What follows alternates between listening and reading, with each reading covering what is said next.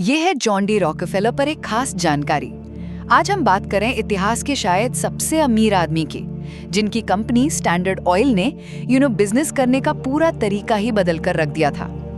तो पहली बात, रॉकफेलर का एक सीधा साधा रूल था, अगर बाजार जीतना है तो अपने कंपटीशन को खत्म कर दो।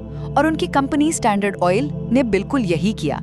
वो छोटी कंपनियों को खरीद लेते, दाम इतने गिरा देते कि कोई टिक ही न पाए, और हाँ, रेल ट्रांसपोर्ट पर पूरा कब्जा कर लेते थे। नतीजा, 1880 आते आते अमेरिका की लगभग 90% तेल रिफाइनिंग पर उन्हीं का कंट्रोल था, पूरा 90%। अच्छा, तो दूसरी बात, इतनी बड़ी ताकत जाहिर है सरकार की नजर में तो आनी ही थी। तो सरकार ने एंटी ट्रस्ट कानून के तहत स्टैंडर्ड ऑयल पर केस कर दिया, और 1911 में सुप्रीम कोर्ट ने ऑर्डर दिया कि कंपनी को 34 अलग-अलग कंपनियों में तोड़ दिया जाए। आपको पता है, इन्हीं में से एक्सॉन और शेवरॉन जैसी आज की बड़ी कंपनियां निकली। पर कहानी में एक मजेदार ट्विस्ट था।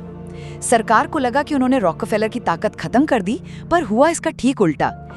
इस बंटवारे ने तो उन्हें पहले से भी कहीं ज्यादा अमीर बना दिया।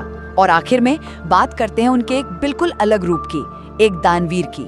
देखिए, रॉकफेलर मानते थे कि इतनी दौलत एक जिम्मेदारी है, तो उन्होंने अपनी आधी से भी ज्यादा संपत्ति दान कर दी।